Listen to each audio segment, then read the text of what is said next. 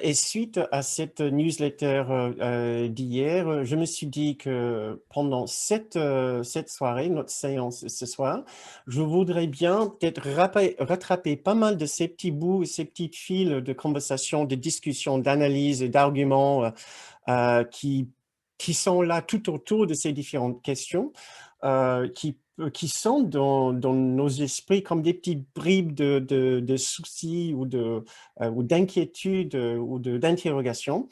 Donc, comme vous avez peut-être reçu l'email que j'ai envoyé aussi tout à l'heure à ceux qui souhaitent être informés des séances hebdomadaires, j'ai posé plusieurs questions dans cet email, notamment comment échapper, dans quel monde vivons-nous? Comment échapper à ce monde tout en restant ici? Quel monde futur pour nos enfants? Comment garder l'espoir? Et comment se décrocher des infos et des médias? Donc, je mets la barre un peu haut pour une seule séance. Et ce que je vais essayer de faire, c'est de toucher un petit peu sur tous ces sujets et un sujet en plus, puisque vous avez aussi bien probablement entendu parler de ce film Hold Up. Et je voudrais bien, si je peux, trouver quelques minutes pour en parler, parce que j'ai déjà reçu des demandes de plusieurs personnes pour connaître notre avis à ce sujet. Donc, on va voir, on va essayer de vous donner quelque chose ce soir qui touche plusieurs sujets à la fois. Très bien, donc, hmm. Tout d'abord, pour ce soir, je voudrais bien que cette séance soit sous le signe de l'apaisement et de la paix, de la tranquillité, de la sérénité, puisque ce que je vais vous proposer ce soir, c'est un voyage vers un autre monde tout en restant chez nous et tout en restant dans ce monde. Et c'est ça véritablement la promesse d'un cours miracle, c'est de nous proposer la possibilité d'accéder à un autre monde tout en restant ici. Et cela pour une raison précise. Parce que quand, quand j'essaie de répondre à cette question qui était le titre pour notre soirée, le sujet pour notre soirée, dans quel monde vivons-nous, hum, nous devons tout de suite aborder cette question qu'un cours miracle nous pose beaucoup. Dans quel monde est-ce que nous pensons vivre? Parce qu'un cours miracle, cette magnifique philosophie de la non-dualité, nous introduit l'idée que le monde que nous voyons autour de nous n'est pas véritablement dans lequel nous vivons et n'est pas notre véritable maison ou le monde au moins où nous étions destinés à vivre. Nous étions destinés à un autre monde, une autre maison, là d'où nous venons, entre guillemets, si vous voulez. Ce n'est pas un monde physique, mais un monde dans l'esprit. On pourrait dire un monde spirituel, si vous voulez, mais peut-être c'est plus exact de dire un monde dans l'esprit.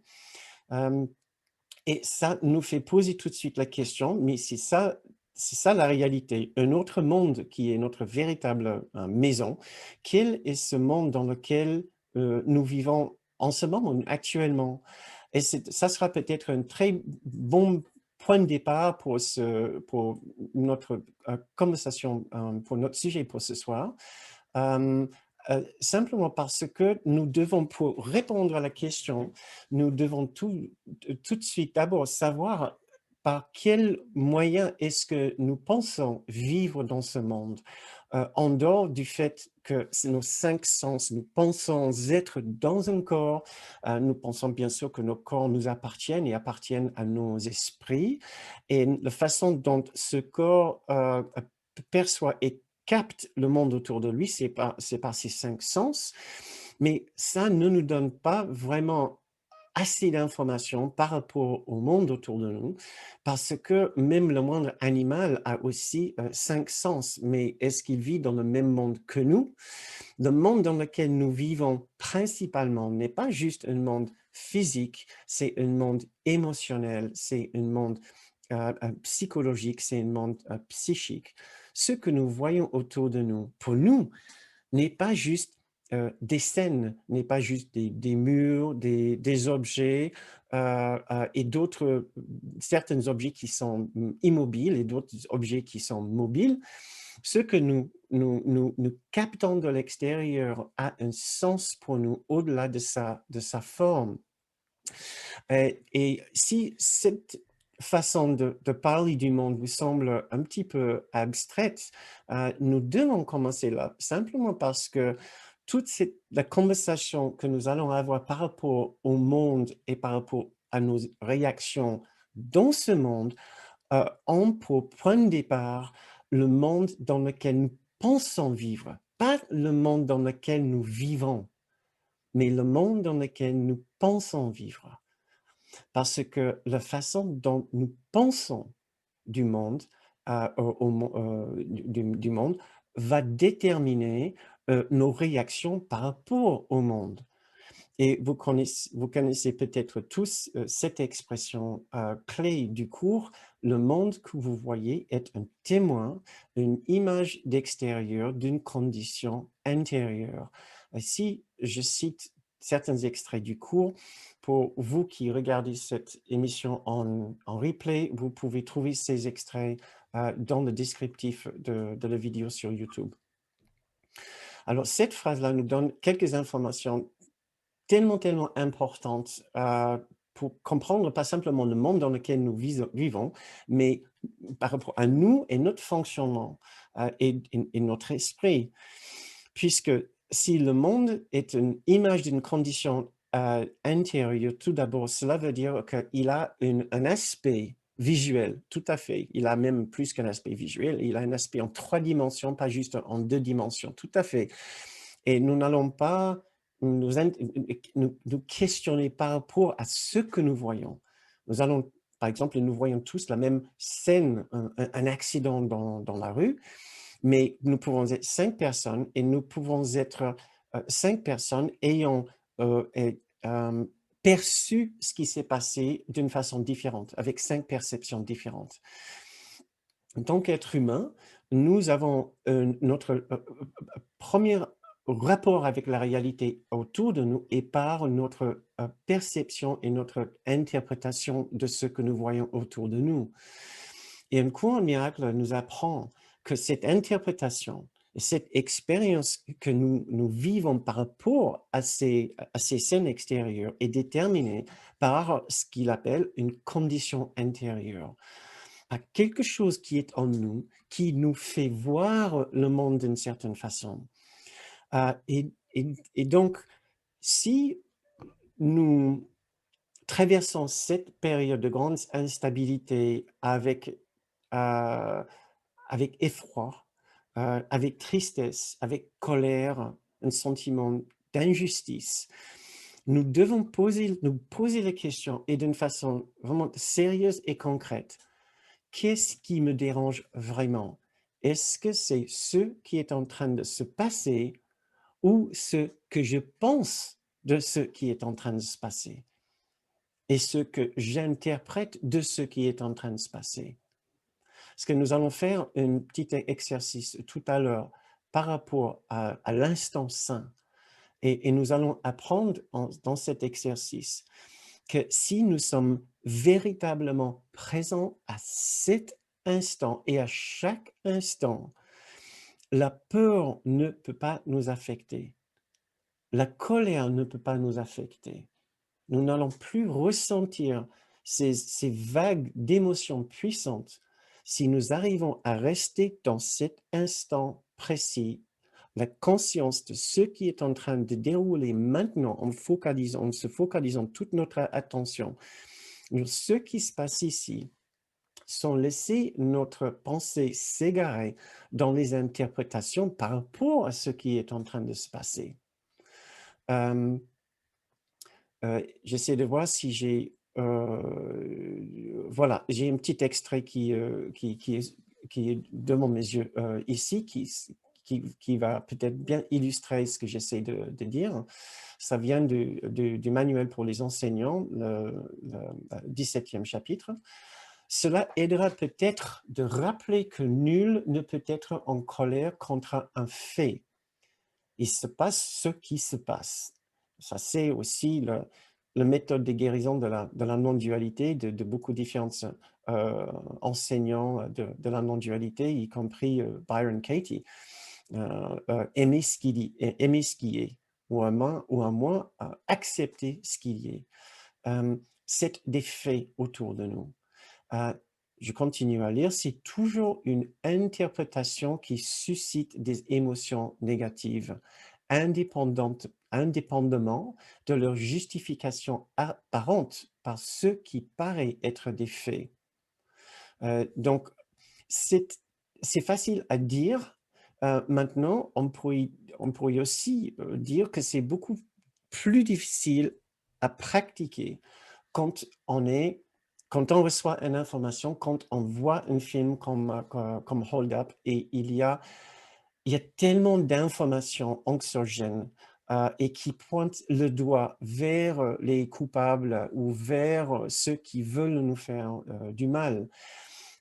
Là, ça peut être très compliqué de trouver que c'est juste une interprétation qui me gêne et ce n'est pas un fait. On nous impose un confinement, on nous impose des masques. Comment ne pas être dérangé par cela?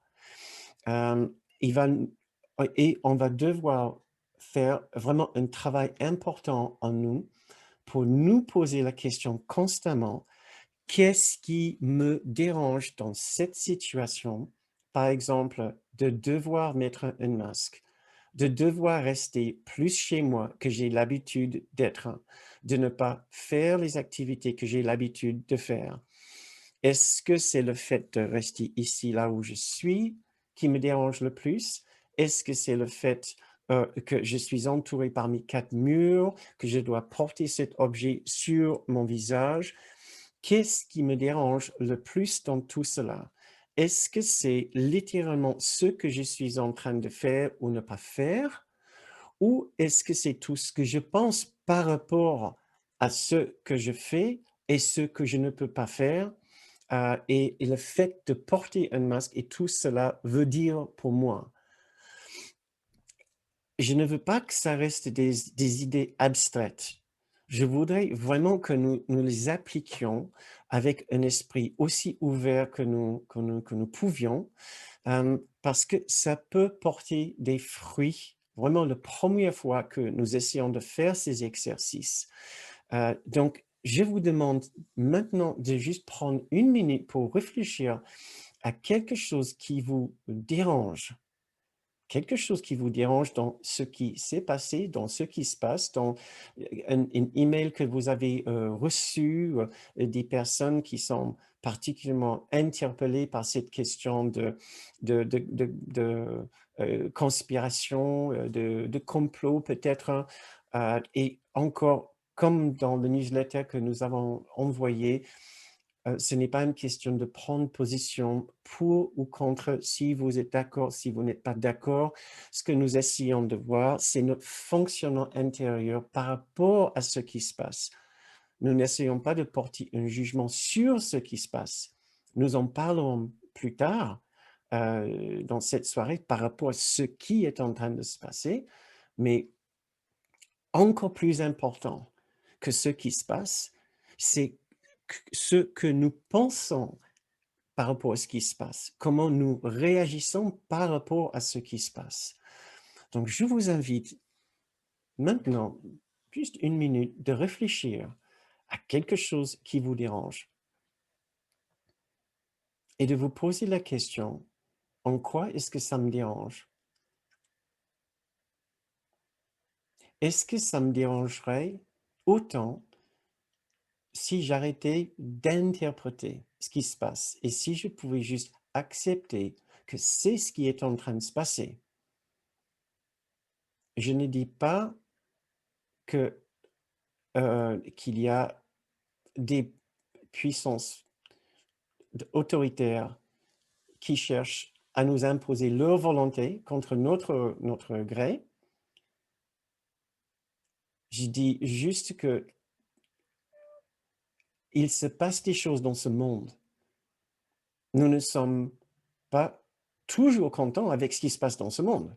Nous n'avions pas besoin d'attendre cette période maintenant pour savoir que des fois, nous ne sommes pas heureux avec ce que le gouvernement fait, des autorités sanitaires ou autres, ce qu'ils font.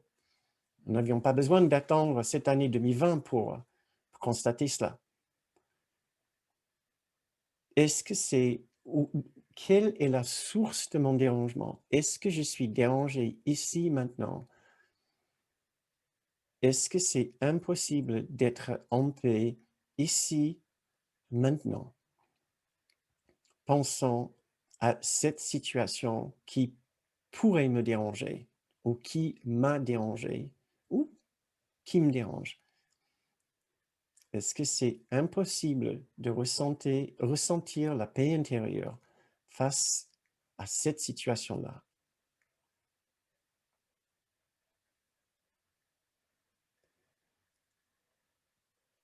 Un petit peu plus loin, ou pour modifier un petit peu, est-ce que c'est impossible de ressentir un tout petit peu plus de paix, un tout petit peu moins de gêne par rapport à ce qui se passe? J'espère que vous pouvez trouver une réponse positive dans votre esprit. Il n'est pas impossible de ressentir un peu plus de paix et de sérénité ici et maintenant.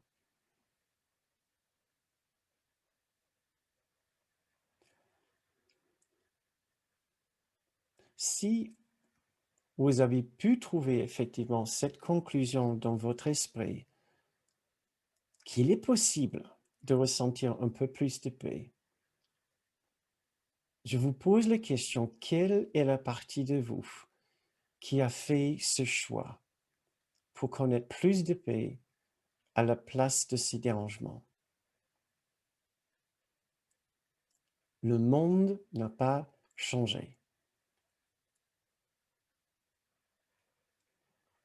Le monde nous présente toujours les mêmes scènes, la même dynamique, avec les mêmes acteurs. Si vous constatez que oui, vous pouvez ressentir ne serait-ce qu'un tout petit peu plus de paix, détente et de sérénité et de confiance là où vous êtes, quel est le mécanisme par lequel vous avez trouvé cette paix intérieure?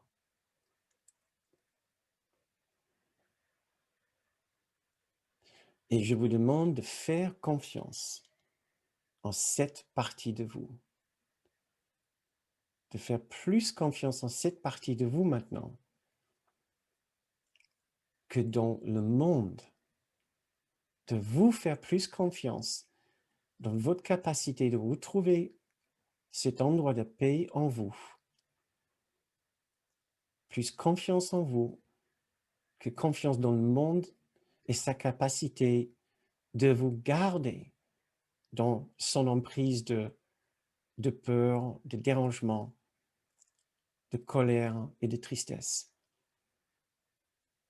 Vous avez véritablement un pouvoir en vous de dominer ce monde par votre paix intérieure. Dominer tous les aspects de ce monde qui vous dérangent. La paix en vous est aussi forte que ça.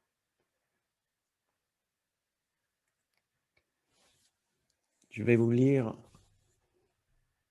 la leçon 226 pour finir cette petite méditation. Si je choisis de le faire, je peux quitter ce monde entièrement. Ce n'est pas la mort, mais un changement d'esprit sur le but du monde qui rend cela possible. Si je crois qu'il a une valeur telle que je le vois maintenant, ainsi il restera encore pour moi. Mais si je ne vois pas de valeur dans le monde tel que je le contemple, rien que je veuille garder pour mien, ni rechercher comme but, il me quittera. Car je n'ai pas cherché des illusions pour remplacer la vérité.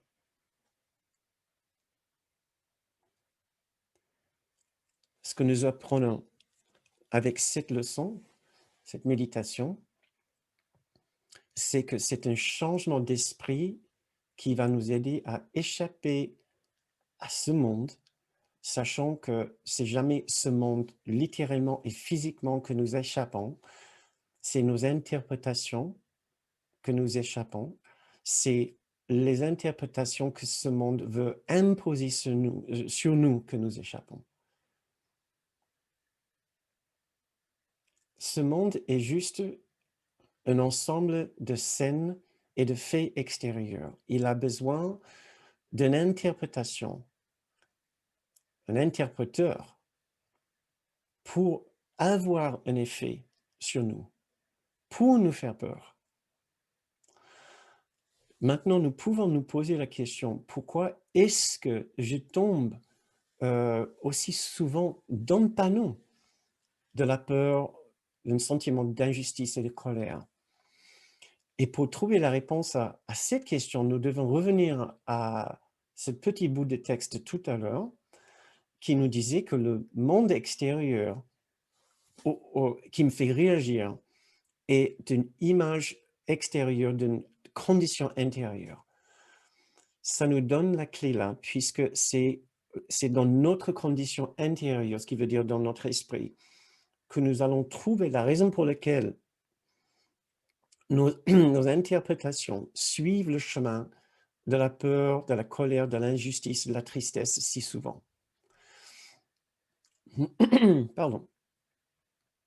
Une couronne miracle est basée sur l'idée qu'au fond de chacun, ici sur Terre maintenant, dans son individualité, n'est pas un grand calme dans l'individualité, dans son esprit individualisé, son ego, si vous voulez. Mais une grande douleur, une immense douleur. Cette douleur est le résultat d'une rupture avec sa propre réalité dans une unité d'amour parfait.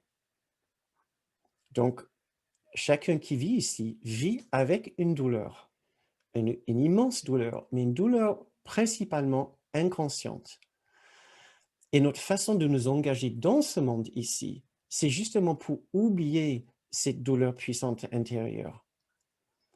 Il y a une solution à cette immense douleur, mais ce n'est pas en l'oubliant, en cherchant à se divertir et en cherchant à compenser pour cette douleur avec les situations que le monde nous offre.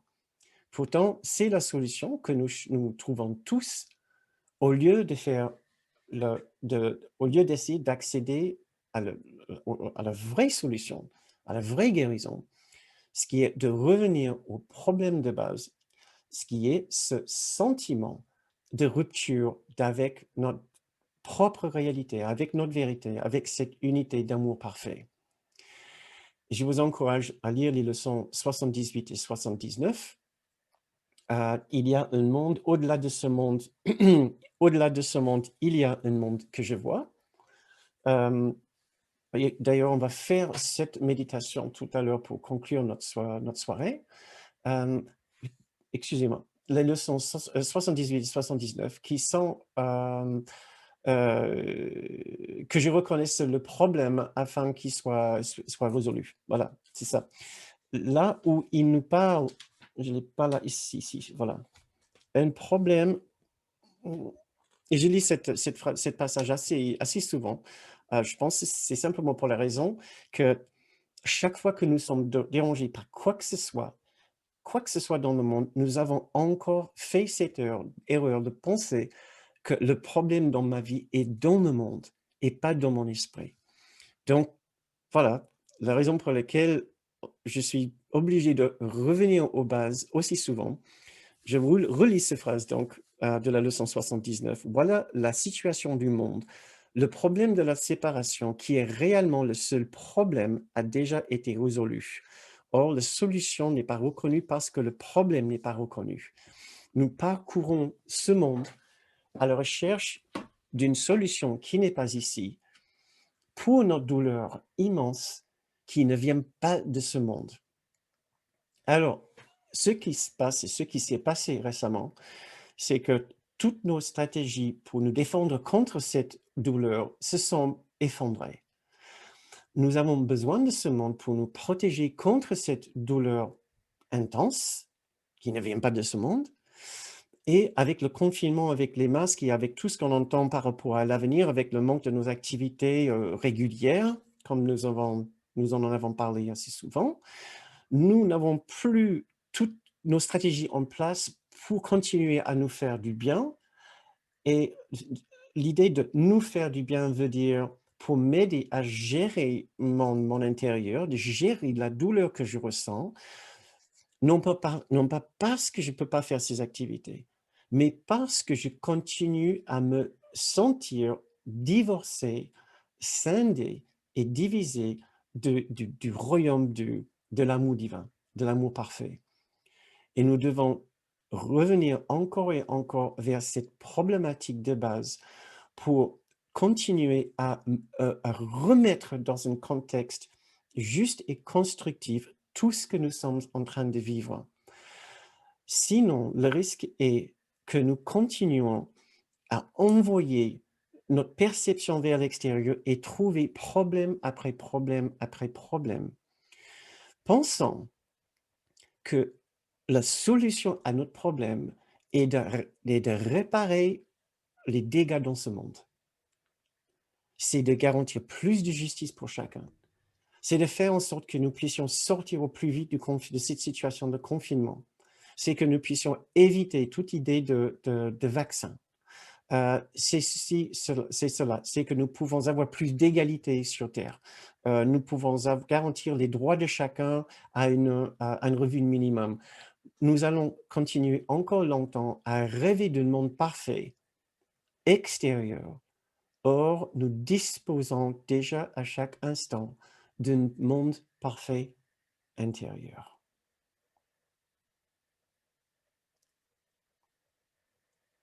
Pensons et méditons sur cette idée juste un instant. Chaque fois que nous envoyons notre perception à l'extérieur pour insister sur un problème, pour insister sur une possible solution, tout ce que nous sommes en train de dire, c'est que mon problème est à l'extérieur et donc la solution est à l'extérieur. Or, je suis en train de regarder un monde imparfait qui sera toujours imparfait, qui ne sera jamais aussi parfait que le monde que nous appelons le ciel, l'unité parfaite ou l'amour parfait. Nous cherchons à faire en sorte que le monde extérieur soit un substitut pour notre véritable demeure. Et au lieu de chercher notre véritable demeure, nous voulons rester ici et parfaire ce monde. Et espérer que ce monde, un jour, sera un monde meilleur pour nous et pour nos enfants. Ce monde ne sera jamais parfait. Ce monde ne va jamais nous donner le sentiment d'immense recueil et de réconfort et d'amour et de tendresse et de générosité que nous cherchons, que nous savons existe quelque part. Ce monde ne nous donnera jamais cette expérience. Et plus vite que nous conscientisons cette vérité, plus vite nous pouvons revenir et chercher à l'intérieur, dans notre propre esprit, là où nous allons trouver le monde que nous avons toujours espéré. Et cette idée-là va devenir clé dans notre conversation par rapport aux enfants. Pour trouver une véritable solution à notre peine, nous devons revenir au vrai problème et trouver une véritable solution. Seul le souvenir de cet amour qui est déjà en nous et avec nous, et seul le pardon de tous les acteurs autour de nous que nous avons accusés pour notre souffrance va pouvoir guérir les blessures dans notre esprit et remplir nos cœurs à nouveau de cette tendresse, de cette bienveillance, de cette bonté et de cette grâce que nous savons sont notre héritage et notre droit. Seul le souvenir de cet amour et le pardon de ce monde va ouvrir cette porte qui reste toujours ouverte. Mais nous l'avons imaginée fermée. Maintenant, nous devons l'imaginer ouverte. Restons avec moi une minute à essayer de nous, à nous imaginons, nous tourner le dos à ce monde. Et cela ne veut pas dire que nous ignorons ce qui se passe dans ce monde. Cela veut dire simplement que nous enlevons nos interprétations de ce qui se passe dans ce monde. Nous en parlerons tout à l'heure. Nous tournons le dos à ce monde dans une autre direction et nous regardons une porte. Et essayez d'imaginer avec moi que derrière cette porte, il y a une splendide lumière. Une splendide lumière, exceptionnelle. Cette lumière est une présence.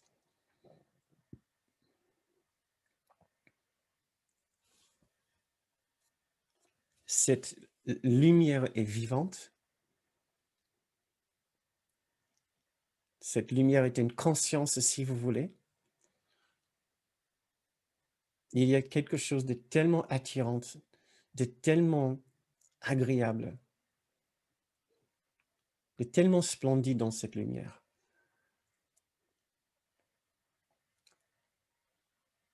Que c'est avec réticence que nous retournons vers le monde. Nous voulons rester dans cet endroit, à contempler cette porte et la lumière qui vient de l'autre côté.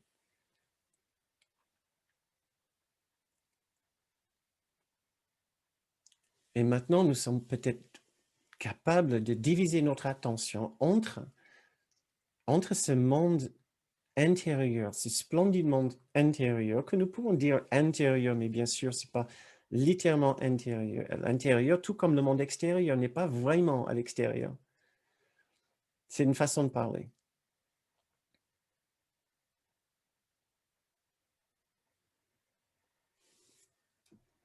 Nous avons collectivement projeté notre douleur sur ce monde,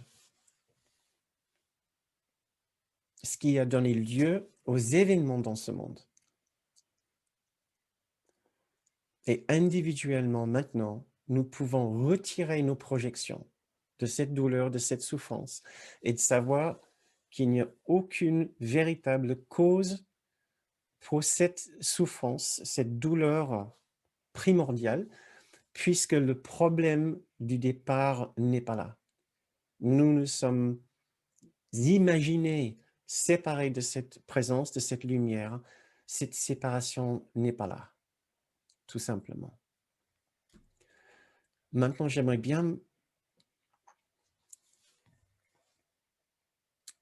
qu'on parle de cette peur pour nos enfants, puisque nous avons eu plusieurs personnes nous en parler récemment, que ce n'est pas simplement une peur pour vous-même et pour vous-même en ce moment que vous pouvez ressentir, mais aussi une peur pour vos enfants et pour le monde que nous allons leur laisser. Et je comprends très bien cette peur, je peux facilement le ressentir aussi. Et je dois aussitôt me rappeler d'une chose très importante, c'est que vous, comme moi, nous ne sommes pas venus ici juste pour baigner dans un paradis terrestre. Nous ne sommes pas venus juste pour passer notre vie comme dans une longue fleuve tranquille, comme si la vie sera une longue fleuve tranquille. Vous comme moi, vous savez aussi peut-être que c'est quand la vie était difficile et vous étiez face à un vrai défi que vous vous êtes dépassé et que cet événement vous a poussé à vous connaître mieux, à creuser plus profondément en vous pour trouver des solutions. Pas simplement des solutions extérieures, mais pour trouver des ressources en vous, des ressources aussi de bonté, de bienveillance, de douceur, de tendresse, de non-jugement. Ce n'est pas quand tout se passe bien pour nous que nous allons forcément apprendre ce que nous devons apprendre.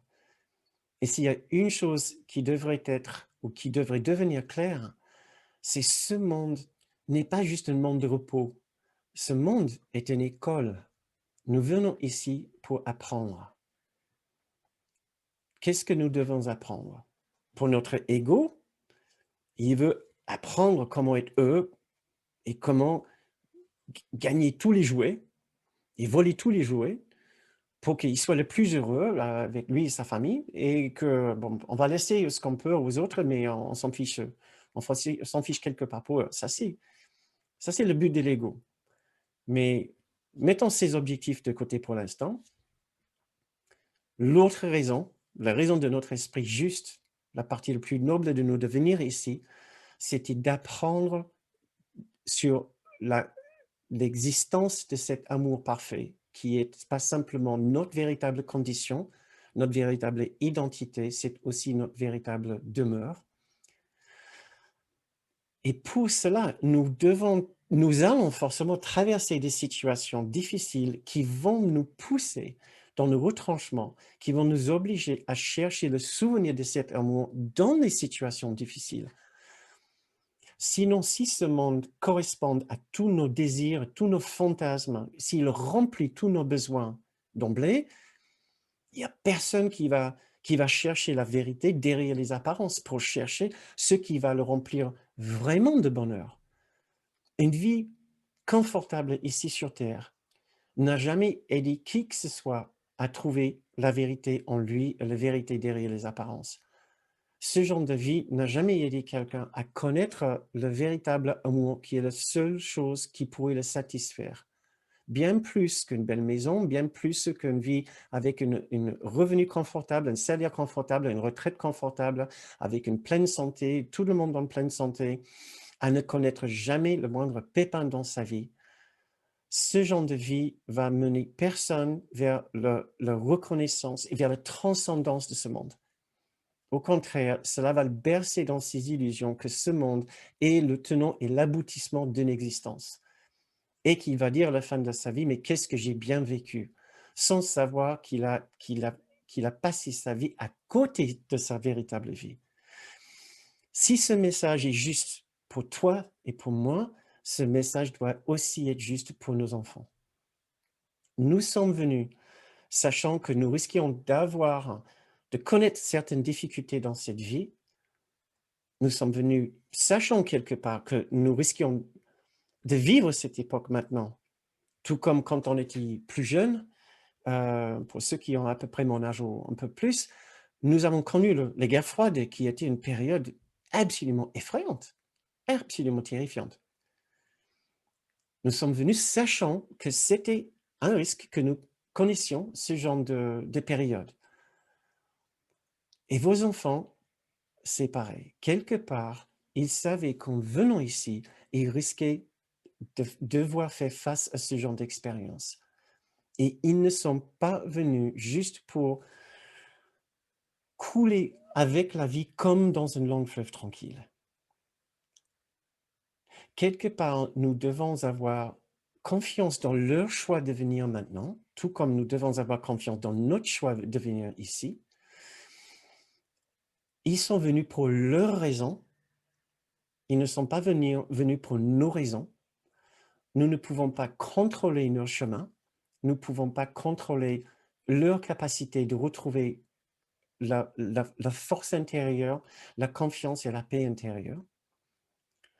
Par contre, nous pouvons faire confiance qu'ils disposent de tout ce qu'il faut en eux pour retrouver cette force intérieure, pour ouvrir cette porte intérieure, pour constater l'existence d'autre chose et pour vouloir dépasser les apparences de cette vie ici.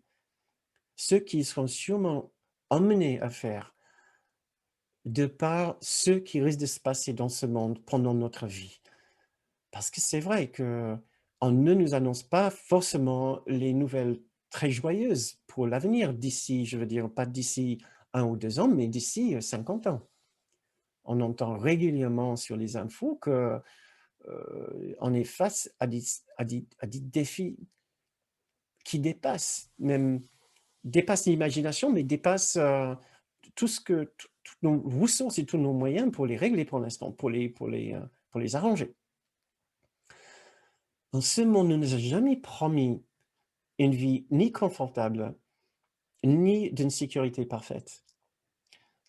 Ce manque de confort et ce danger semble être plus réel maintenant. Or, ce danger, ce manque de confort était toujours présent. Nous en sommes simplement plus conscients maintenant.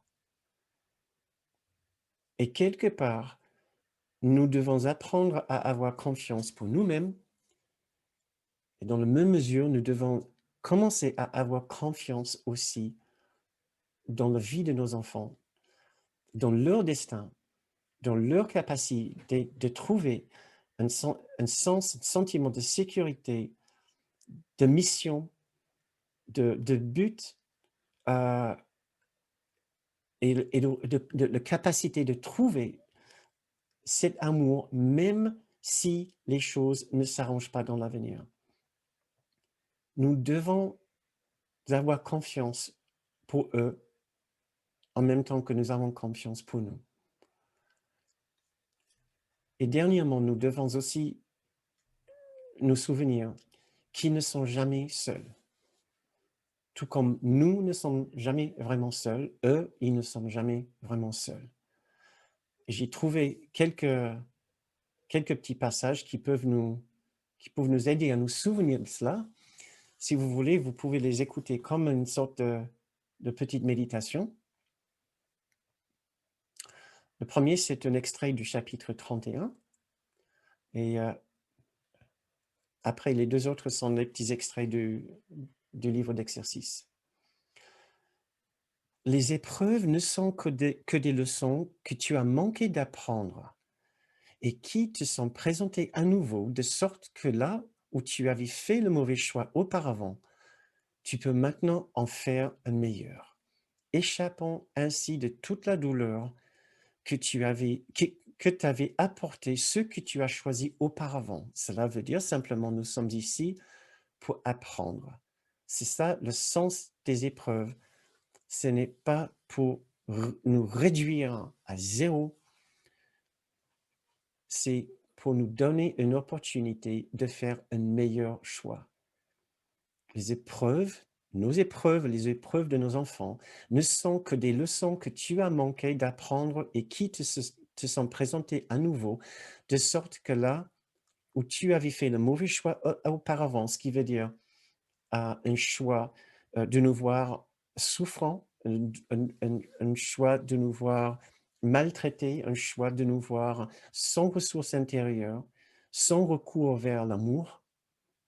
Ça, c'est des mauvais choix. De nous voir coupés de toute force. Tu peux maintenant en faire un meilleur, échappant ainsi de toute la douleur que t'avait apporté ce que tu as choisi auparavant. Donc, chaque difficulté, chaque détresse et chaque perplexité, pensons à nos enfants, pensons à nos proches.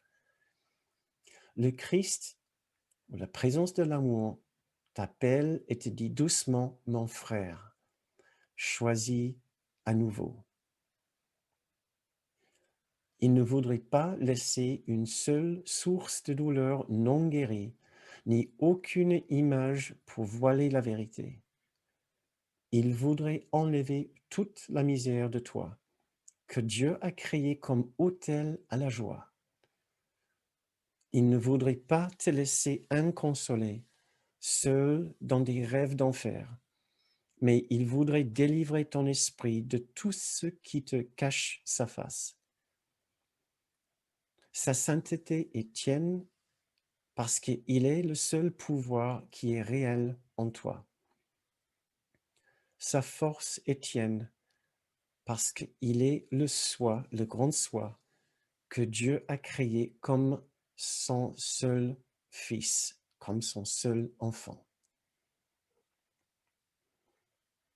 Donc chaque difficulté, chaque détresse et chaque perplexité, l'amour parfait, le Christ appellera nos enfants en leur disant doucement, mes enfants choisis à nouveau.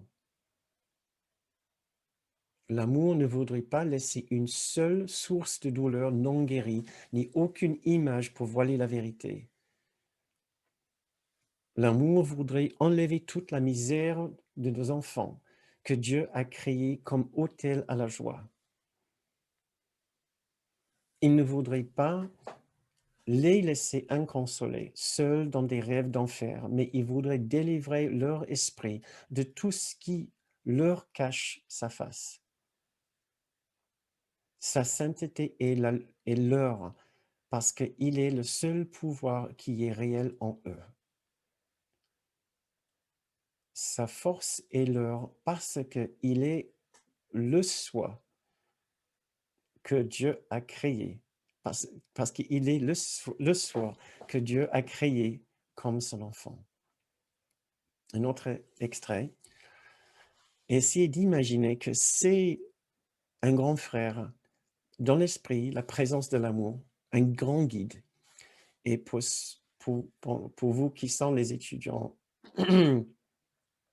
d'une cour miracle, vous pouvez aussi imaginer que ce soit notre frère Jésus qui nous dit, tu ne vas pas seul.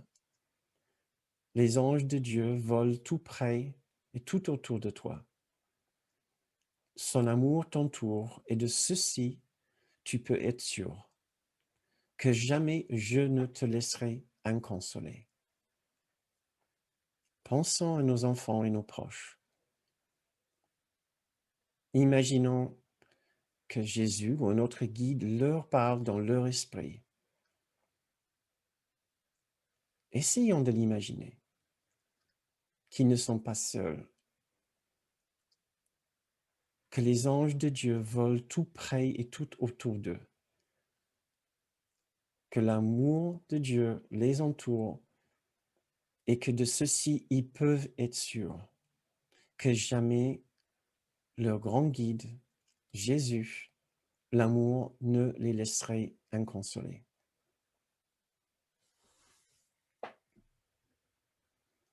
Il nous dit dans encore un autre passage,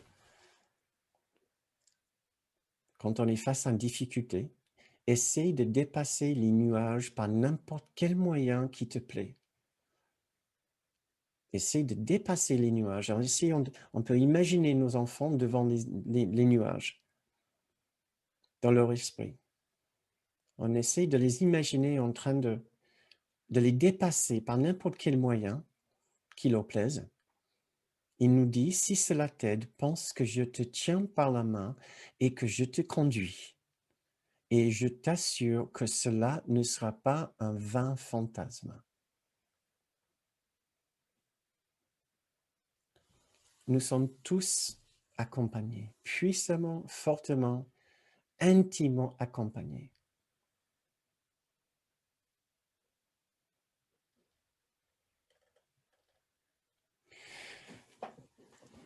J'ai dit que j'allais parler aussi de deux ou trois autres petites choses. Je vois que le temps passe vite. Et peut-être je vais laisser l'un de ces sujets.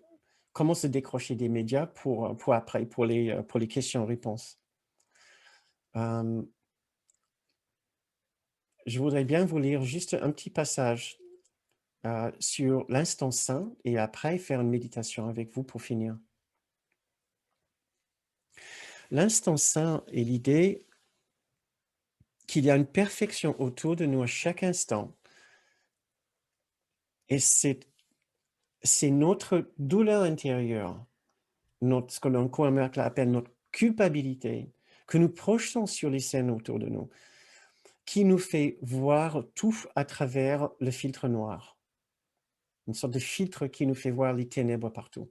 Mais si, un instant, nous pouvons revenir ici, maintenant, il y a une sorte de porte qui s'ouvre dans notre esprit vers une expérience beaucoup plus claire d'autres choses.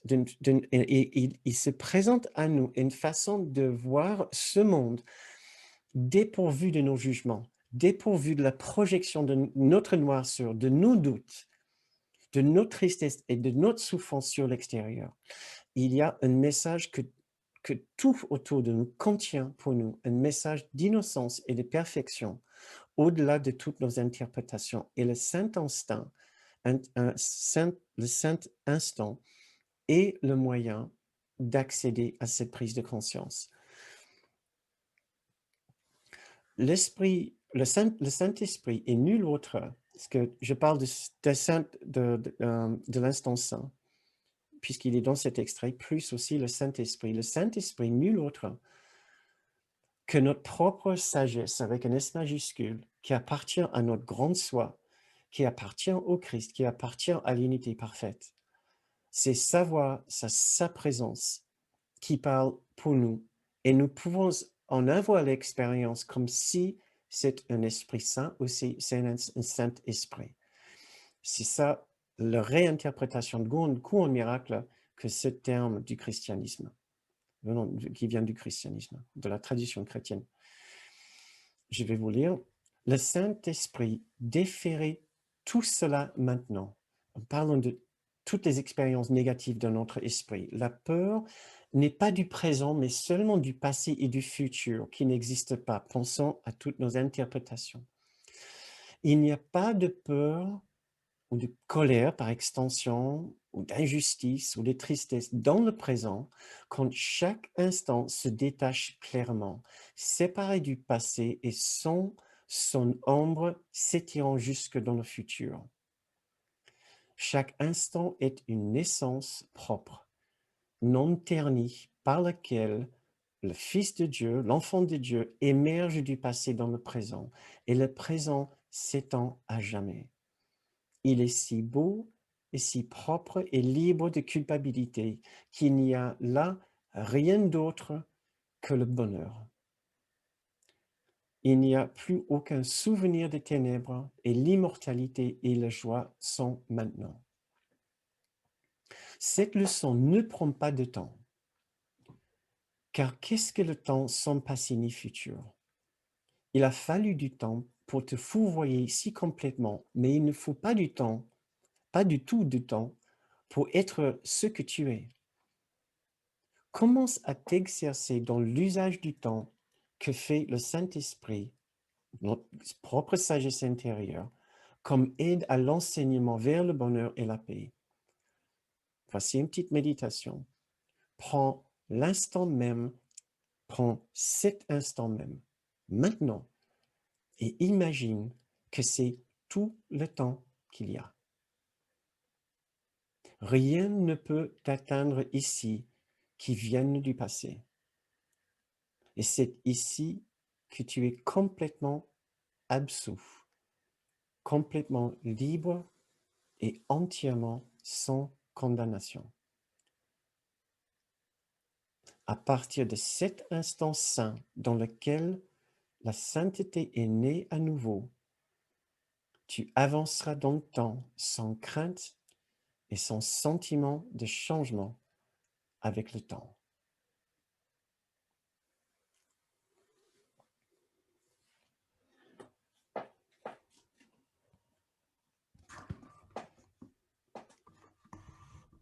Ce passage vient du chapitre 15, mais je vais mettre encore cette belle méditation dans le descriptif de cette vidéo. Maintenant, la méditation pour finir notre soirée.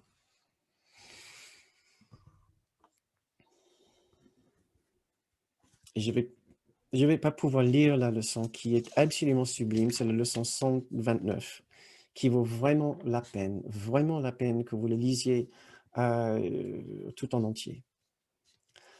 Au-delà de ce monde, il y a un monde que je veux. Puisque la leçon précédente, c'était « Le monde que je vois ne contient rien que je veuille ». Il ne peut pas nous laisser là comme il dit. On ne peut pas nous dire que le monde autour de nous ne contient pas ce qu'on veut sans nous proposer quelque chose à la place. C'est exactement ce qu'il dit ici. Voilà la pensée qui suit de celle que nous avons pratiquée hier. Tu ne peux pas arrêter à l'idée que le monde est sans valeur, car à moins de voir qu'il y a quelque chose d'autre à espérer, tu ne pourras qu'être déprimé. L'important pour nous n'est pas de renoncer au monde, mais de l'échanger contre ce qui est bien plus satisfaisant.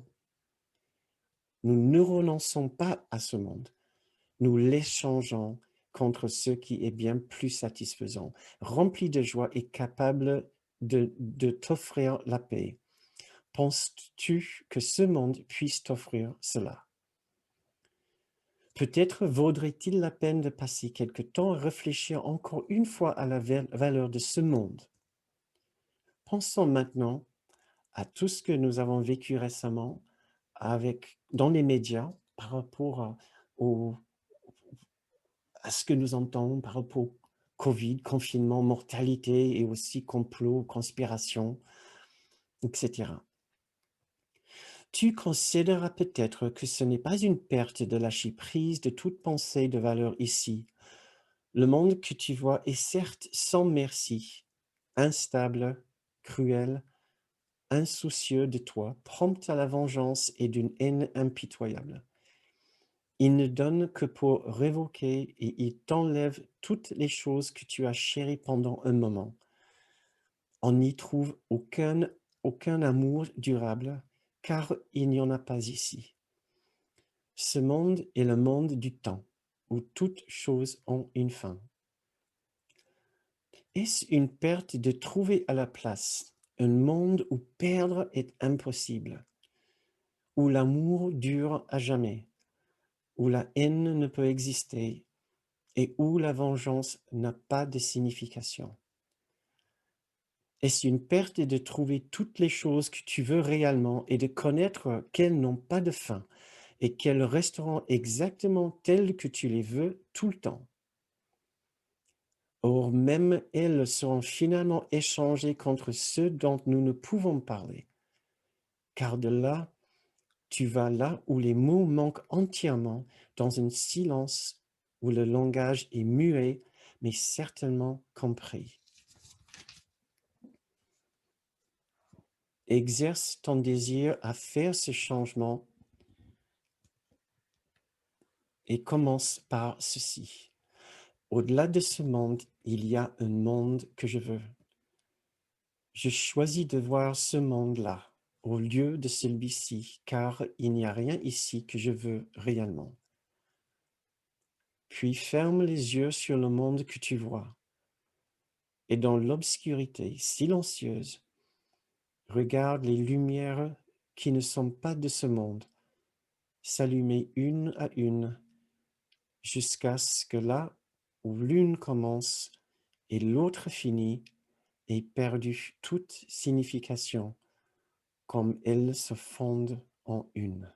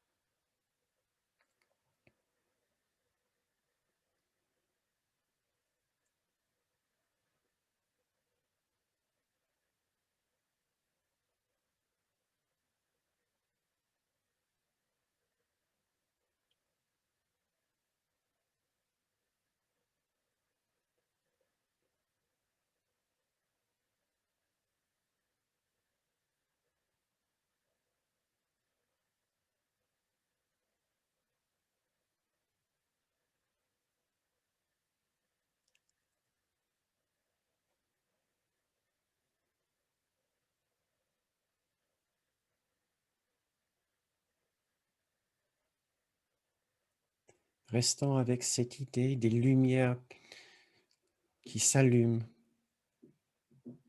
une par une, nous prennent de pardon chaque fois que nous accordons l'innocence à une autre personne dans son véritable être, le Christ en lui.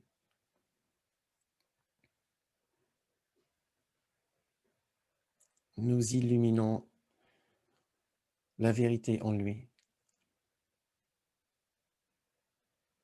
Et une par une, nous allumons ces lampes jusqu'à ce que l'ensemble devienne une immense lumière.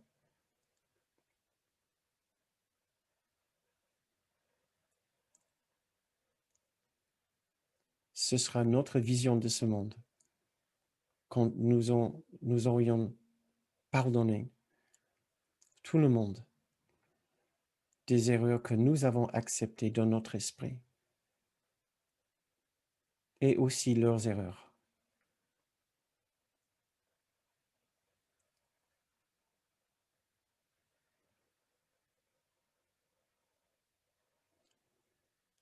L'amour en nous va guider pour faire cela. Nous ne sommes pas capables de le faire tout seuls, mais nous ne sommes pas tout seuls.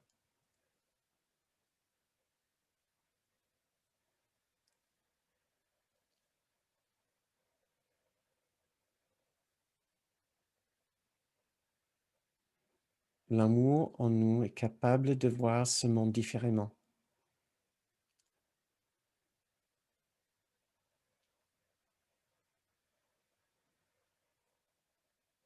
Nous pouvons nous fier à cet amour maintenant, qui sera notre force, notre sagesse et notre vision.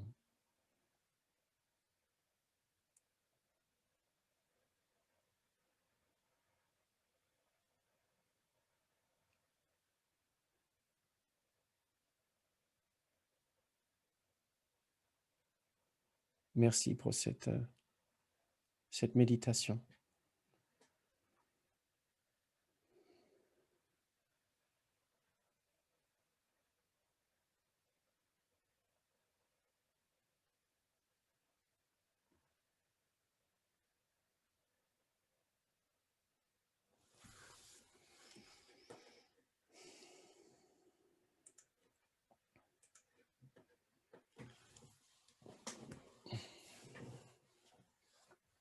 Très bien.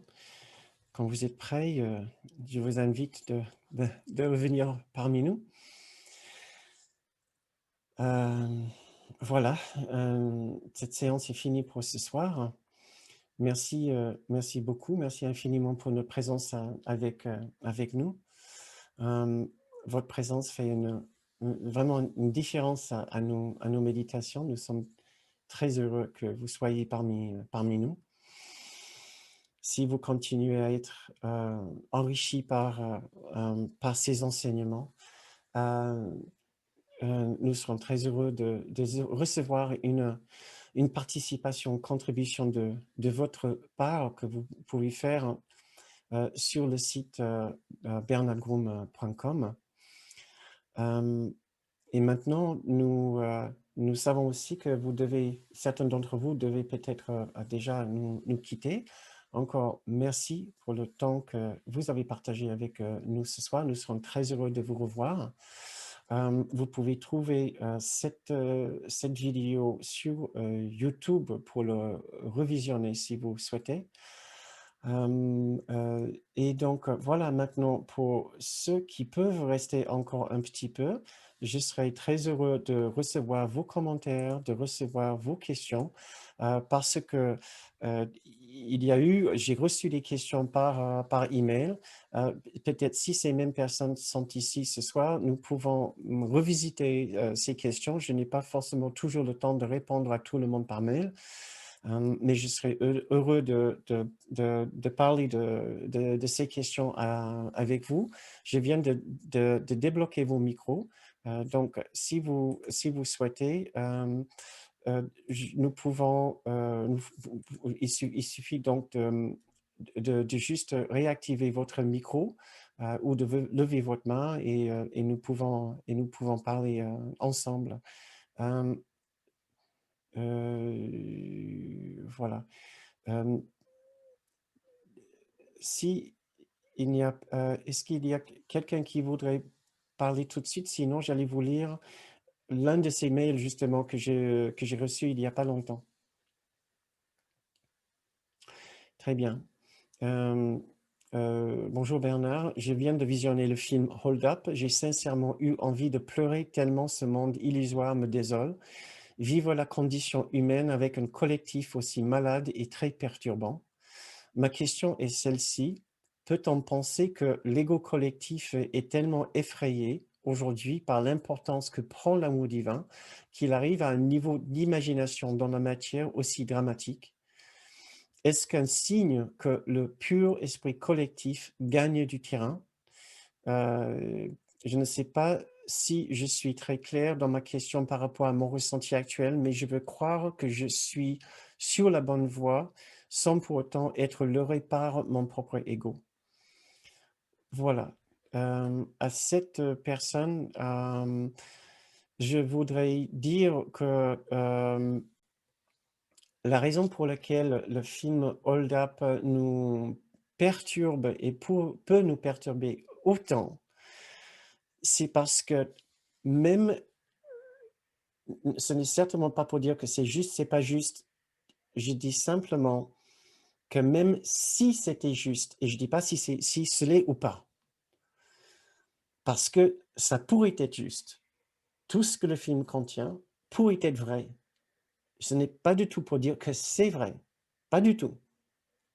Personnellement, mon avis, c'est que tout ce qui n'est pas dans ce film, la façon que ça a été, le montage qui a été fait, était fait pour nous mener vers certaines conclusions. Mais si on prend chaque intervenant séparément, peut-être dans le contexte dans lequel ces paroles ont été articulées, sans aussi beaucoup des effets autour, mais juste les faits, je pense on aurait une autre expérience de ce film. Je pense sincèrement on aurait une expérience de film, mais ce n'est pas le point essentiel ici. Laissons-nous imaginer pour un instant que tout est absolument vrai. On sera peut-être frappé d'horreur d'imaginer qu'il peut avoir des puissances qui sont censées être le repositoire des droits de chacun et du bien-être de chacun, qui manigancent contre leur propre peuple, ensemble avec les grandes industries, le monde économique et industriel et pharmaceutique. Essayons d'imaginer un instant que ça soit vrai. Notre objectif ici n'est pas d'imaginer un monde juste extérieurement, mais d'imaginer un monde juste intérieurement. Il y a une justice parfaite à l'intérieur de nous, à l'intérieur de chacun, dans la réalité. Ce monde n'est pas le monde où nous allons trouver une justice, la justice que nous cherchons. Et vouloir trouver cette justice dans le monde extérieur est une façon de continuer le rêve de bonheur dans ce monde. Ce n'est pas pour dire un instant que je ne souhaiterais pas que ce monde soit plus juste et que les choses que nous réglons beaucoup des problèmes qu'ils ont élucidés dans ce film. Entre autres, parce qu'il y a beaucoup de problèmes que j'aimerais bien voir réglés dans ce monde. Mais si je compte dessus, si c'est mon système émotionnel compte dessus, si ma psychologie compte dessus et on dépend d'un résultat positif, c'est fichu d'avance pour ma paix intérieure, pour un sentiment de bonheur, de satisfaction et de joie et d'amour tendre et sincère pour chacun. C'est foutu. À un moment ou autre, je vais devoir faire face au fait que ce monde n'est pas peuplé d'enfants de cœur. Au contraire, ces gens-là, nous n'allons pas pouvoir les changer. Et nous n'avons pas besoin de les changer pour nos fins. Et nos fins, c'est notre but. Quel est notre but? C'est de retrouver cet amour parfait qui existe en et autour de nous à chaque instant. Nous devons faire face à cette réalité dure, si vous voulez. Elle n'est pas une réalité si dure quand nous contemplons le monde intérieur. Si vous pouvez un instant accéder à nouveau à ce monde parfait intérieur, vous allez pouvoir laisser le monde extérieur faire ce qu'il fait et faire ce qu'il va faire, sans le juger, sans être aussi effrayé. C'est ça vraiment la clé ici pour pouvoir regarder les films comme Hold Up et pour faire face à tout ce qui se passe et tout ce qui risque de se passer et d'autres choses que nous risquons de découvrir aussi dans l'avenir. Souvenez-vous de 2008, la crise financière. Là, on pourrait parler aussi d'une sorte de complot du monde financier. Pourtant, il y avait des vrais crimes. Il y avait beaucoup de gens qui ont souffert. Personne n'est allé en prison pour des crimes identifiables. Tout le monde s'est serré les rangs. Et tout le petit monde de cette planète en a vraiment payé le prix. Ce n'est pas pour les accuser, c'est juste pour dire ce monde est comme ça. Ce monde est comme ça. Plus vite encore nous faisons face à la réalité de ce monde, plus vite nous pouvons dire, mais enfin, pourquoi est-ce que je continue à espérer que ce monde soit le ciel que j'ai toujours cherché, soit le paradis, pardon, soit le paradis que j'ai toujours cherché. Mais pourquoi? Pourquoi est-ce que je continue à espérer cela? Et il y a une raison. Parce que c'est dans ce monde matériel ici qu'habite ma particularité, mon individualité. Si vous m'obligez à dire non, je ne veux plus de ce monde, je veux de l'autre monde, comme on vient de lire dans la leçon 79, pardon, dans la leçon 130, dans 129, si vous m'obligez à revenir à l'intérieur, je risque de trouver cet amour parfait. Le problème avec le monde que l'amour parfait me présente est que mon individualité ne peut pas survivre, ne peut pas exister dans ce monde-là.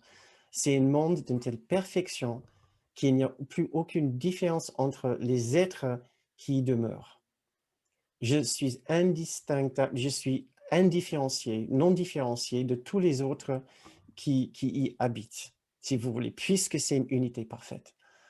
Je ne peux pas retourner dans ce monde de paix et garder ma particularité.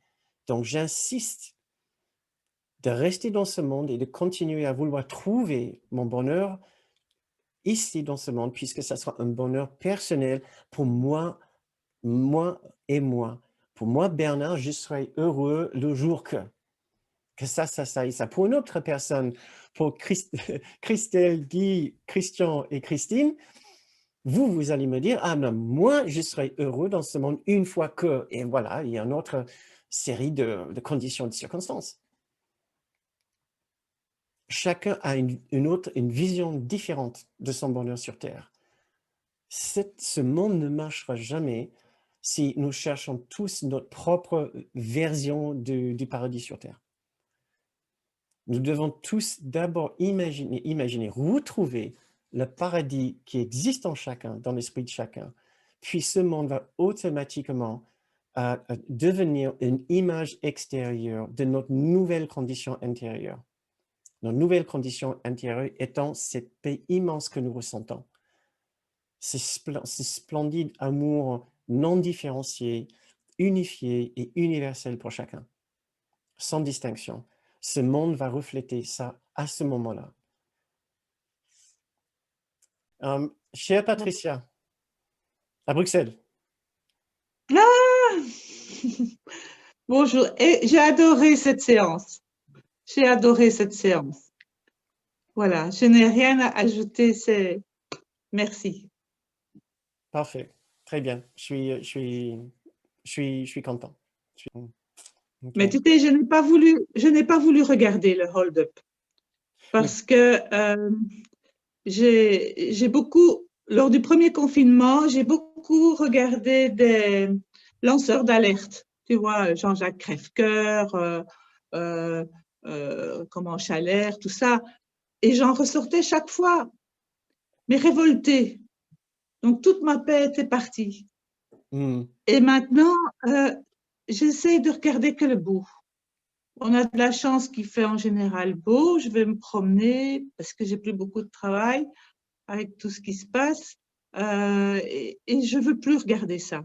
Je crois que, et même maintenant, je, je me réveille avec le groupe ABBA et Mamma Mia plutôt, plutôt que, que d'écouter les informations et le décompte des hospitalisations et tout. Et je pense que c'est la réalité que j'ai envie de me créer.